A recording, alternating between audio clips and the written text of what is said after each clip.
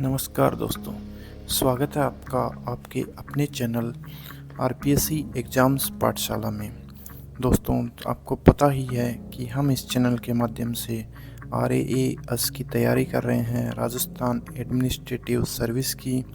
और ये जो वीडियो हम बना रहे हैं वो अन्य प्रतियोगी परीक्षाओं में भी समान रूप से उपयोगी है। अभी हम भारत के संविधान निर्माण की प्रक्रिया को पढ़ रहे हैं, उसमें हम कंपनी का शासन पढ़ रहे हैं।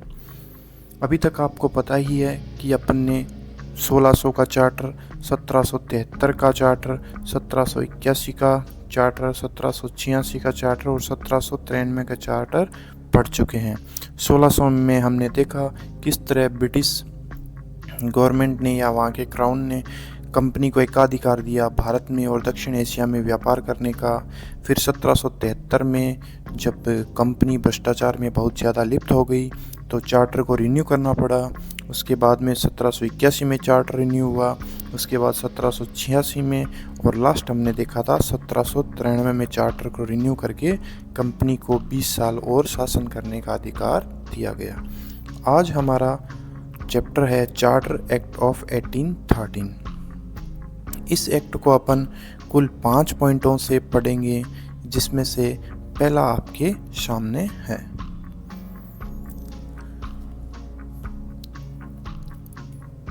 देखिए, इस एक्ट की सबसे पहला पॉइंट क्या है, कंपनी का भारत में व्यापार पर एकाधिकार समाप्त कर दिया गया।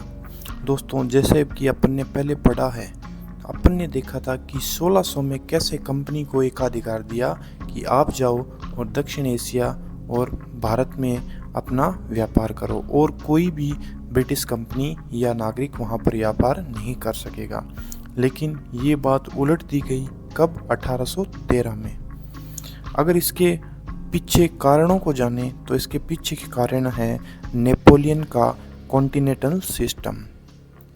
नेपोलियन जो फ्रांस में सम्राट था, उसका मानना था कि हम अंग्रेज़ों के जो भी उपनिवेश है वहाँ से किसी भी प्रकार का लेन देन नहीं करेंगे तो ब्रिटिश साम्राज्य कमज़ोर पड़ जाएगा और हमारी जीत होगी। लेकिन अंत में यह उसी के अंत का कारण ये बन गया।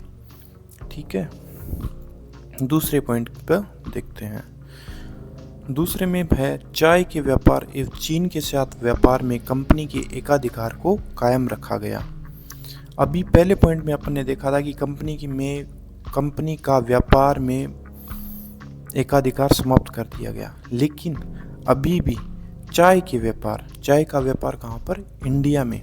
और चीन के साथ व्यापार में कंपनी के एकाधिकार को कायम रखा गया। ठीक है, अभी चलते हैं तीसरे पॉइंट में। देखो, इस अधिनियम द्वारा पहली बार भारत में ईसाई मिशनरियों को भारत आकर यहाँ के लोगों को प्रबुद्ध करने की अनुमति दी गई। देखो, अभी तक ब्रिटिश नागरिक कब आए यहाँ पर? 1608 में। ठीक है, और उनका व्यापार शुरू हो गया था लगभग 1619 के करीब। लेकिन उन्होंने कभी भी यहाँ ईसाई धर्म के प्रचार प्रसार की बात नहीं की।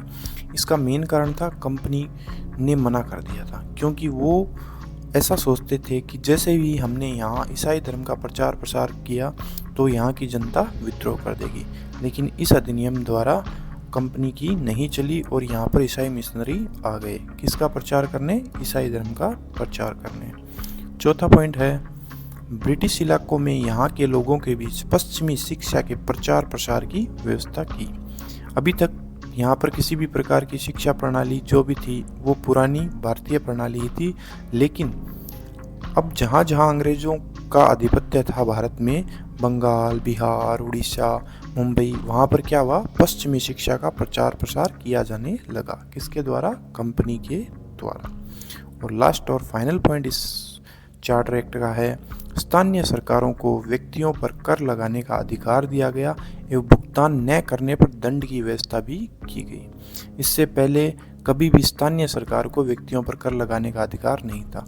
कर लगाने का अधिकार होता था गवर्नर जनरल के पास, रूल वो बनाता था और कंपनी के एजेंट उनको इकट्ठा करते थे। लेकिन पहली बार 1813 में स्थानीय सरकारों को व्यक्तियों पर कर लगाने का अधिकार दिया गया और भुगतान न करने पर दंड की भी व्यवस्था की गई।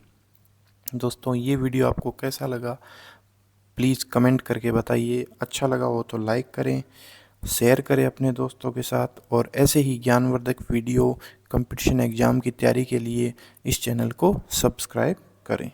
धन्यवाद। जय हिंद।